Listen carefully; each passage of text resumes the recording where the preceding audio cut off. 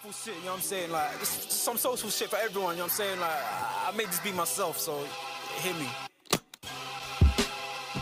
Woo! I mean, like, we can put all that clown shit away. There's some real shit for you. I'm spazzing right now, so listen, let's go.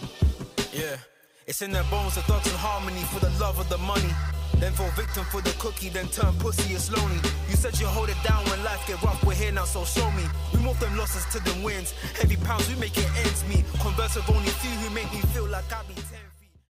What's going on, peeps? We are back in the building, and today we are going to be taking a look at another wonder kid, another football manager wonder kid. He's a player who quite a lot of people are tuning into this year. They want to sign him in the summer.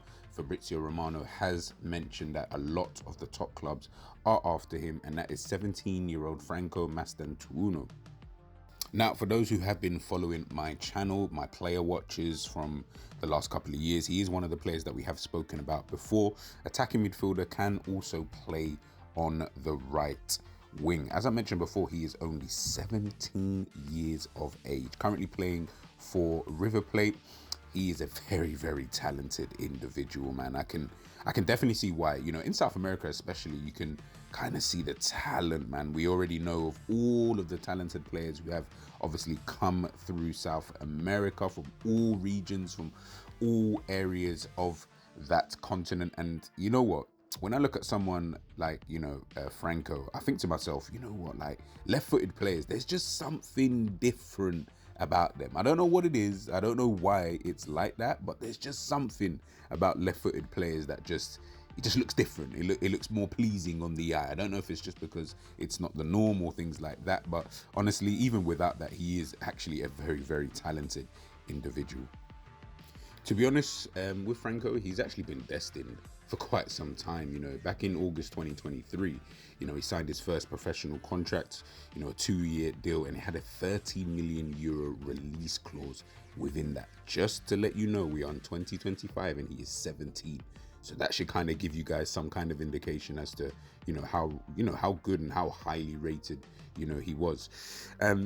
Coach Martin de Michelis, River Plate, former River Plate coach, he kind of saw his potential, and he kind of saw that, he was a player that he felt anyway at that moment in time that was going to be a player that could be really useful for the first team, so he promoted him, and, not too long afterwards, he, of course makes his debut for River Plate, and he becomes the third, youngest player to ever do so. He also scores his first goal for the club later after that, and he actually beat the record, which was actually held by club icon, and you guys all remember him, Javier Saviola. Yes, former Barcelona forward. So again, like I said before, listen, in today's day and age, I get it.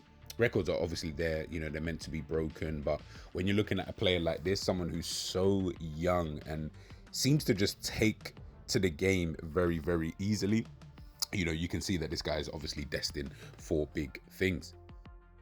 So onto his kind of style of play. Now, as I mentioned before, he can play, of course, in that kind of number 10 role.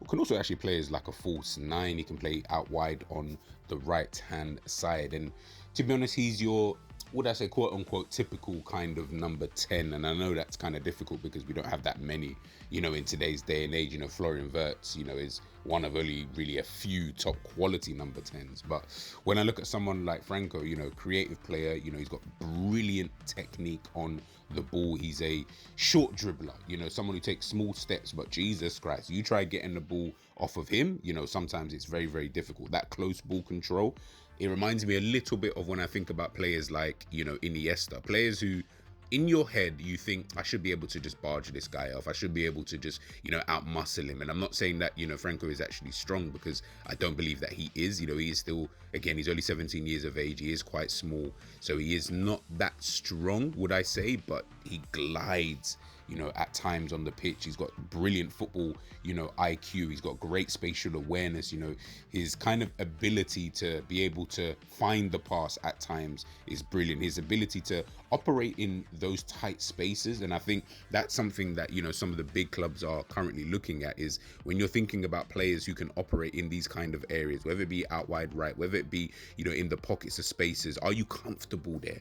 And I look at someone, you know, like Franco, and I think to myself, yeah, he looks like he's comfortable there. Again, obviously, I can only judge on, you know, the things that we do see. You know, he's quite unpredictable, you know, at times. And I look at him, me personally, and again, this is just my own opinion, I look at someone like him and I think to myself, he is someone who needs to have a free role. You can't tie this guy down to, would I say, play so much in a system. He does need to be able to have that freedom to be able to do, you know, what he wants to do.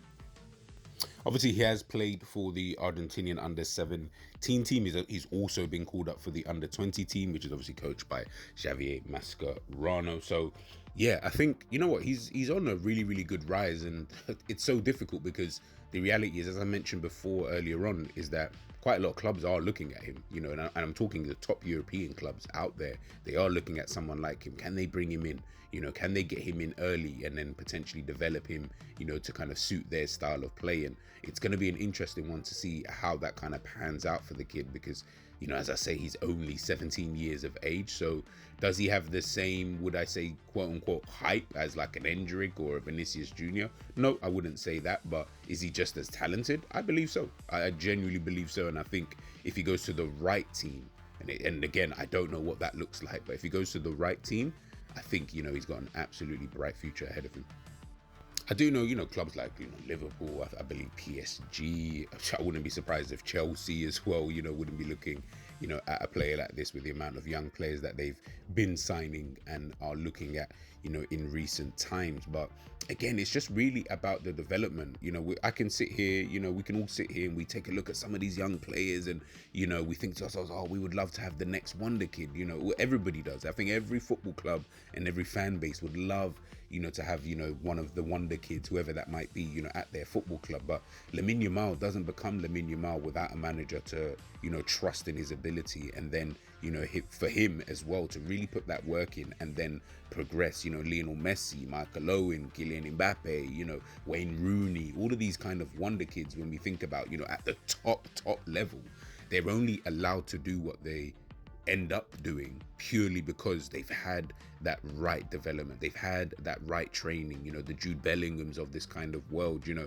they only turn into these top players based off of the work, of course, that they put in, but also the trust from the manager, the right type of development, the right move at the right times. You know, for, you know, some of these kind of players, you know, Wayne Rooney, Jude Bellingham, you know, have moved on to bigger and better things, you know, later on in their careers, and, you know, things like that. And I think, again, with someone like Franco, that's, you know, one of the things that I look at is very, very talented individual. I don't think anybody's going to doubt that. It is just purely, can he really make that grade? Can he really step up, you know, to the plate? And as I mentioned before, you know, playing in that kind of number 10 role or wide right or whatever it is that you kind of, or wherever you want to kind of put him, again, it's going to be quite difficult. Whether football goes, you know, football goes in, you know, in cycles. So whether the number 10 now starts becoming a lot more fashionable, is he going to be a player who doesn't necessarily need to press all the time? Is he a player that you are just going to give a free role to? You are going to allow to do, you know, what he is good at, which is on the ball kind of quality, as I mentioned before, operating in those spaces, finding those cute passes, you know, playing it, you know, in behind, you know, acting like a dummy in terms of like a false nine kind of thing. And again, he's also going to develop as a player as well. So again, all of these little things are going to play a factor into how good or bad he will end up being, you know, in the future. But make no mistake, this is a talented individual. But guys, in the comment section, let me know what you think about the young Argentinian Franco Mastantuono. Yes, there's a reason why I kept calling him Franco, because I was not trying to butcher his name. So I do apologize if I have done so. Big up to your damn selves, guys. Make sure you are hitting that like button, sharing and subscribing to the damn channel. And I'll catch you guys next time. Peace.